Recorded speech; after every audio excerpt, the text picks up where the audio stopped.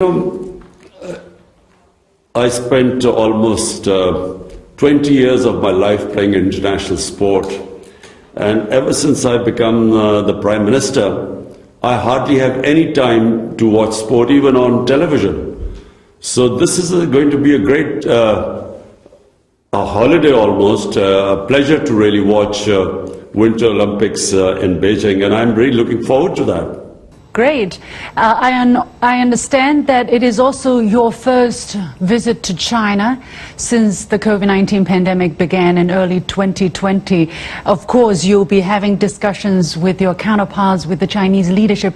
So what are the issues you would like to discuss, or you are discussing with your Chinese counterparts, with the Chinese leadership? So what are the issues you would like to discuss, or you are discussing with your Chinese counterparts? Well, you know, Pakistan and China's relationship is one of those unique relationships that's passed through the test of time. It's gone through all the difficult phases which China has gone through and Pakistan, but our relationship has withstood that time. And in fact, the relationship has got stronger. And right now, the Belt and Road initiative of President Xi Jinping and the CPEC being one of the main components of this great initiative. My idea is also, when I meet the leadership, Premier Li and President Xi Jinping, the idea is to take this forward now. It started off with connectivity and power generation. Now we wanted to move to the next stage, which is industrialization, which is information technology, and above all, agriculture, because agriculture is the mainstay of our country. Growing population, we need food security. So it's very important that we cooperate with China for improving the productivity of our agriculture. I know that China and Pakistan has a very special relationship. Well, that's known to many people, to everybody around China and Pakistan, but also a lot of people around the world, and it's called an all-weather strategic cooperative partnership. Iron brothers in our way. So to the region, however, what kind of impact do you think this kind of relationship has brought to the region? I think it's brought stability because, because of a very powerful relationship, the whole region has basically been stable. We unfortunately right now, Pakistan's problem, and I think to some extent China's, are with our big neighbor India. And I'm one of those people who firmly believes that we should resolve all our differences through political dialogue. But as I said, it's unfortunate that in India we have a government that is an extreme nationalist government. There hasn't been a government like this in India since our independence 74 years ago. And this government, unfortunately, we find it very difficult to move forward with it, specifically because of Kashmir. Now, Kashmir is our only issue with India, and rather than trying to resolve that issue, India has made things worse. So this is a problem, and I hope that sooner or later we will resolve it through political dialogue. But other than that, really, China and Pakistan's relationship has brought stability to the region. Of course, Afghanistan is a common neighbor that is very important both to Pakistan and to China. What is the consensus between Pakistan and China on Afghanistan, and how can the two sides cooperate in this regard? Well, firstly, it's about the people of Afghanistan. I mean, the consensus between Pakistan and China is that no nation has suffered like the people of Afghanistan. For 40 years, they've seen nothing but conflict. And this is the first time there is chance of peace, because there is no conflict going on right now in Afghanistan. But the problem right now is the prospect of a huge humanitarian crisis, because Afghanistan depended upon foreign aid. Until the Taliban government took over, 75% of the budget of the Afghanistan government came from foreign aid. So once that aid left, the whole government is in a serious state of a crisis. I mean, they cannot deliver the services because they don't have the money, and their foreign exchange reserves have been frozen. So what China and Pakistan, and I think a lot of countries, even the European countries, everyone agrees that somehow likes and dislikes of the Taliban government should be set aside, and the only thing in all our minds should be the almost 40 million people of Afghanistan are in a very precarious position of food insecurity. There's a prospect of famine, of starvation, malnutrition, and so we agree that the top priority of everyone should be the people of Afghanistan, 40 million of Afghanistan, and as I said, half of them in an extremely vulnerable stage right now. Indeed, that is the humanitarian concern that also China takes into its heart very much as Pakistan. Let's, of course, come back to talk about the bilateral economic relationship, that is the China-Pakistan Economic Corridor Project, or CPEC, which has brought Pakistan direct investment from China totaling over $25 billion and created quite some jobs over the past 8 years. What do you think is the significance of this project for the economy and development of Pakistan? It's extremely significant because the Chinese investment which came in for connectivity and then of course for power generation came at a very crucial time in Pakistan, because we were facing twin problems. One was we were involved in this war on terrorism, and this war on terrorism cost Pakistan probably more than any other country, apart from Afghanistan. Pakistan suffered more than any other country. We had almost 80,000 people dead, and we had, over $100 billion lost to the economy. Our currency lost half its value. And on top of it, we had two very corrupt governments, which also caused the financial crisis. So therefore, China came in at the most difficult time for us, which is also one of the reasons why there is such love for the people of China, because, a friend in need is one you always remember, a friend who comes in when you really are desperate, and which we were. Now the CPEC is going on to the second stage. And the second stage is, number one, is investment in our industrial zones, so industrialization. Number two, information technology. Pakistan is now giving great incentives for investment into our technology zones. And then number three, I mentioned before, is agriculture, because Pakistan basically is an agricultural country. And we really need help in investment in productivity in our agriculture. So we are already signing MOUs with Chinese companies which will be mutually beneficial. So the Chinese companies will also gain a lot from investment there, and Pakistan will gain from the technology transfer. So CPEC is now in this phase 2.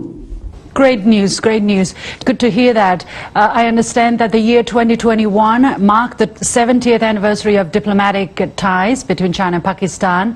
Chinese President Xi Jinping said the two countries should stand together more firmly, promote their all-weather strategic cooperative partnership, and build a closer China-Pakistan community with a shared future in the new era. So what are some areas where China-Pakistan ties can progress in the year 2022, of course including the projects that you mentioned in CPEC?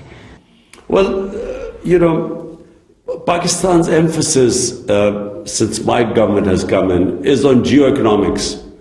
We have so far concentrated more on geostrategic importance rather than the geoeconomics. And so geoeconomics means my government's priority is to lift our people out of poverty. We have, unfortunately, almost 25% of our population below the poverty line. And the main consideration is to lift them up. And the role model we have in mind is, of course, China. No country in human history has ever lifted so many people out of poverty in such a short space of time as China. Because they, from what we know, they've lifted almost 700 million people out of poverty in the last 35, 40 years. And President Xi Jinping just announced the end of extreme poverty in China. So this, for me, is one of the greatest achievements in the history of mankind. It's never happened in human history before. So my government's concentration is somehow to lift our people out of poverty. And the model we look to is China's model. And this is where we hope to really learn the most from China. How do we and of course, we've had meetings on this before. How do we create wealth and then use that wealth to lift people on the bottom tier out of poverty?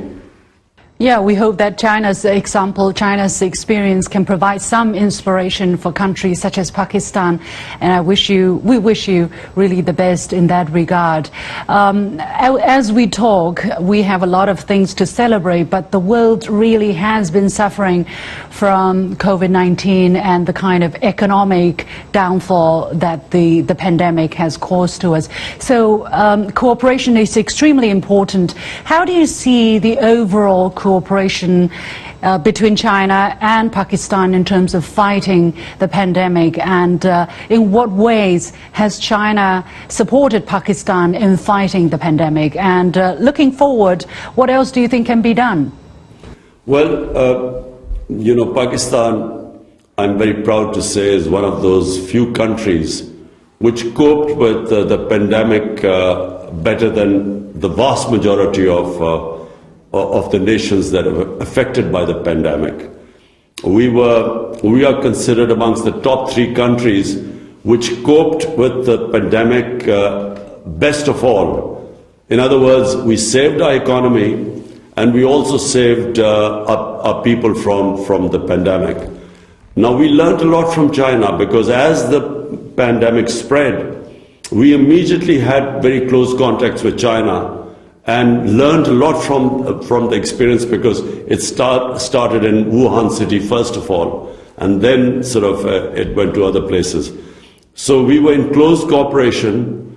We learned a lot. We of course got when the vaccines came out, we of course got help from China. Other countries too, but China helped us at that critical time. So fortunately, we are very pleased to say that we were one of the few countries that coped with the pandemic better than others. Definitely, we hope that the situation will continue to improve and that we all walk out of this pandemic as soon as possible. Finally, in between China and Pakistan, we are good brothers, but Pakistan also has good relationship with other countries, and Pakistan and the United States are also good friends, let's say. But some media are saying that Pakistan-US ties would face challenges due to rising tensions between China and the United States. What is your comment? My comment is that the world does not need another Cold War. The world should not go through the situation where it's divided into 2 camps. And it does not benefit anyone. In fact, everyone suffers. But people gain if there's cooperation between the countries. We saw, in my lifetime, I saw the European Union came into being, and then we saw the standard of living of the entire European countries go up. So what I would say is that I hope that this does not escalate into another Cold War where we have to choose sides. We have good relationships with the US. We have probably what we call iron brother relationship with China. And we do not want there to be a situation where Pakistan has to say, look, if you are with China, then you have to cut off your relationship with other countries. In fact, what we want is Pakistan to play the role which it played in 1970, when Pakistan was instrumental in getting the United States and China together. The famous visit of Dr. Henry Kissinger was organized by Pakistan. So we hope to play that role. And my priority in Pakistan are the 220 million people in my country. And the only way my country, I will get my people out of poverty, the bottom tier out of poverty, is if we have economic well-being. And economic well-being comes with stability and peace. So if you have conflicts, the first thing that gets affected is your economy. And that's the last thing we want. Indeed, peace is the message and is the aspiration for the whole world. Finally, Your Excellency, if you were to give a message to the Chinese people who are watching this, who love Pakistan as much as the other way around, what would it be? Well, I want to wish the people of China happy Lunar Chinese New Year. And of course, it's the year of the tiger, which is my favorite animal. So I hope, this coming year brings peace and prosperity to China and the rest of the world. The same wishes from the Chinese people to the people of Pakistan, to you personally as well. Thank you so much, Your Excellency, Prime Minister of Pakistan, Imran Khan, for accepting this interview. All the very best to you. वज़ीर-ए-आज़म इमरान खान का चीनी television को खुसूसी interview. China और पाकिस्तान के ताल्लुकात के हवाले से बात करते हुए कहा कि ये ताल्लुकात इंतहाई अहमियत के हामिल हैं। बुनियादी तौर पर हमारे मजबूत ताल्लुकात से खित्ते में इस्तेहकाम